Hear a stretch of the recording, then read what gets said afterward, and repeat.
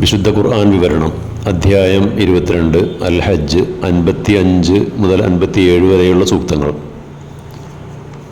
പെട്ടെന്ന് ഒരു നാളിൽ അന്ത്യദിനം വന്നെത്തുവോളം അവിശ്വാസികൾ അതേക്കുറിച്ച് സംശയാലുക്കളായിരിക്കും. അന്ന് സർവാധിപത്യം ആ ഏകദൈവത്തിൻ്റെ മാത്രമായിരിക്കും.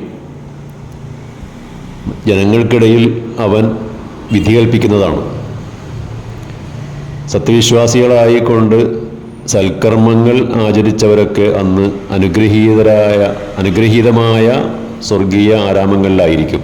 എന്നാൽ അതൊക്കെ നിഷേധിക്കുകയും നമ്മുടെ സൂക്തങ്ങളെ തള്ളിപ്പറയുകയും ചെയ്തവർക്ക് നിന്ദ്യമായ ശിക്ഷയായിരിക്കും ലഭിക്കുക. ലോകാവസാനത്തെക്കുറിച്ചും അന്ത്യനാളിനെക്കുറിച്ചുമൊക്കെ വിശുദ്ധ ഖുർആനും പ്രവാചകനും മുന്നറിയിപ്പ് നൽകുമ്പോൾ അത് അംഗീകരിക്കുവാനും വിശ്വസിക്കുവാനൊക്കെ പലർക്കും മടിയാണ്. ശാസ്ത്രം പോലും മുന്നറിയിപ്പ് നൽകുന്ന ഈ യാഥാർത്ഥ്യം അംഗീകരിക്കുവാനും അതിനനുസരിച്ച് ജീവിതം ക്രമപ്പെടുത്തുവാനും പലരും തയ്യാറല്ല.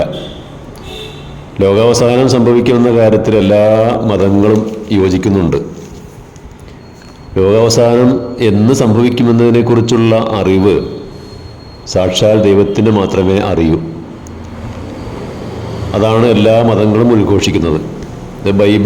ബൈബിളിൽ മാർക്കോസിൻ്റെ സുവിശേഷത്തിൽ പറയുന്നുണ്ട്, ആ നാളും നാഴികയും പിതാവിനല്ലാതെ ആർക്കും സ്വർഗത്തിലെ ദൂതന്മാർക്കോ പുത്രന് പോലുമോ അറിയില്ല.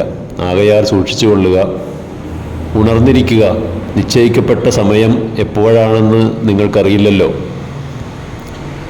ഹിന്ദുമതത്തിൽ 4 യുഗങ്ങളെപ്പറ്റി പറയുന്നുണ്ട്.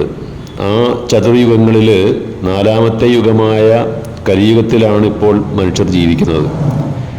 കലിയുഗാവസാനം ഭൂമി മുഴുവൻ അധർമ്മം കൊണ്ട് നിറയുകയും മഹാവിഷ്ണുവിൻ്റെ 10ാമത്തെ അവതാരമായ കൽക്കി അവതരിക്കുകയും ചെയ്യും.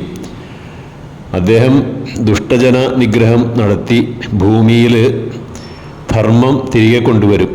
ശേഷം കൽക്കിയുടെ സ്വർഗാരോഹണവും പിന്നീട് കലിയുഗാന്ത്യത്തിൽ മഹാപ്രളയവും അങ്ങനെ ലോകാവസാനവും സംഭവിക്കുന്നു. ഹിന്ദുപുരാണങ്ങളിൽ പറയുന്ന കൽക്കി അവതാരത്തിൻ്റെ ലക്ഷണങ്ങളൊക്കെ അന്ത്യപ്രവാചകൻ നബി തിരുമേനിയിൽ സമ്മേളിച്ചിട്ടുണ്ട് എന്ന് പണ്ഡിതന്മാർ വ്യക്തമാക്കിയിട്ടുള്ളതാണ്. നബി തിരുമേനി ലോകാവസാനത്തെക്കുറിച്ച് പറഞ്ഞത് ഇങ്ങനെയാണ്. അദ്ദേഹം തൻ്റെ 2 വിരൽ ഉയർത്തിപ്പിടിച്ചുകൊണ്ട് പറഞ്ഞു, ഞാനും അന്ത്യദിനവും അഥവാ ലോകാവസാനവും ഇതേപോലെയാണ്. അതായത് നബി തിരുമേനിക്കും ലോകാവസാനത്തിനും ഇടയിൽ ഇനി ഒരു പ്രവാചകനും വരാനില്ല. ലോകാവസാനത്തിൻ്റെ ലക്ഷണങ്ങൾ നിബിവചനങ്ങളിൽ ധാരാളമായി പ്രവചിക്കപ്പെട്ടിട്ടുണ്ട്.